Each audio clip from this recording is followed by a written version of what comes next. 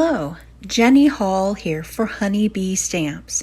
Today I would like to share a really easy to duplicate card with you. I'm going to be stamping with Flippin Fabulous stamps and dies, as well as the Pineapple Lattice Cover Plate die set. These are individually purchased from the Honeybee store, but when placed together and a card base, then there is 3 different layers that you have to work with to create your card front. I'm going to start out by using the base layer of the pineapple cover plate die, and I'm adding some Distress Oxide inks. This colored panel is going to sit in between the top white piece of the die cut and the white card base. Here it is together, and this looks like a mermaid tail to me. So I decided instead of a pineapple theme card to maybe go with a mermaid and ocean look, and I really like that little mermaid tail look. I'm going to stamp onto some Bristol smooth cardstock and use Ink on 3 Fadeout ink. If you haven't used it before, then the Fadeout ink is this magical ink from Ink on 3, and it has the ability to take on the color properties of the coloring medium that's placed on top of it. So for example, you can see that the lines are stamped and they're kind of a gray, foggy color. But when you add the color, and this here is with the Zig Clean Color Real Brush pens, then it kind of soaks up whatever color is laid on it and turns a little bit of a darker shade of that color. I try to use that to my advantage when coloring to achieve the no-line color look, and so I add the darker color right onto that stamped line, and then with a lighter color of the Zig pen, then I blend out the color from that original line. So for example, put down the dark color on the stamped line where the shadows would most likely occur, and then use a lighter color pen to blend it out. And this works really good with blending colors. Also, as you can see where I added in that little bit of pink and faded it in on the rest of this little scallop shell.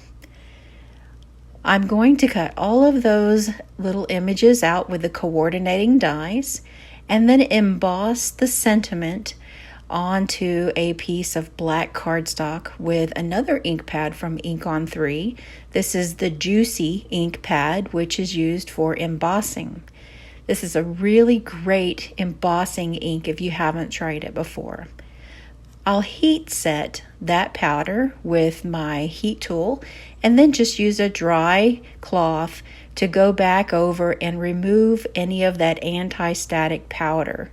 It's really easy to get it to come back up. I just kind of go really heavy on the embossing powder, the embossing anti-static whenever I'm using black cardstock. Now I'm going to use that brand new precision tip glue pen from Honeybee Stamps to place little dots of glue in between all of these little join areas. And this is on the top piece of the cover plate, the Pineapple Lattice cover plate. And then I'll run a thin line of glue all around the edge. Now this glue is not the same as a lot of the glues that are on the market. Melissa at Honeybee has let us know that she worked very hard to get a really good formula, and that this is going to be a very unique glue. And I have worked with it several times now and can tell you it is a great glue. And the container that it comes in is much larger than some of the glues that have been out on the market. So I can highly recommend this glue. Now I'm going to apply this entire unit down to the card front, and this is a top folding A2 card, note card, and once it's folded it is 4 1/4 by 5 1/2. I just want to get one little piece of the glue in between all of those different little areas because I don't want this unit to come off of the card base. I really want it to stay put. And this glue is just really working out great. And it doesn't dry shiny, it dries matte, which is really super. Now, once all of this is in place, then I'm ready to start adhering some other items to the card front. I have placed a little bit of double-sided foam adhesive on the back of my sentiment, and I like to be able to move some things around here and there before I put my sentiment in place. So I'm going to kind of move them left and right and try to make sure that a little bit of each one of the shells is going to be visible, and I'm going to put that sentiment right smack on top of them. I thought about maybe placing one of the shells partially on top of the sentiment, but it turned out to where the look just kind of reminded me that, it was nice and layered and all the layers in the background.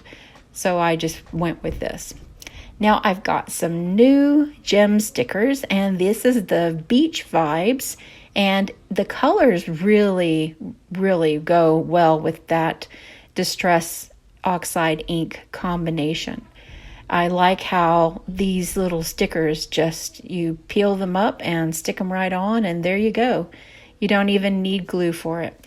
Thank you for joining us for another tutorial from Honeybee. We hope to see you again soon.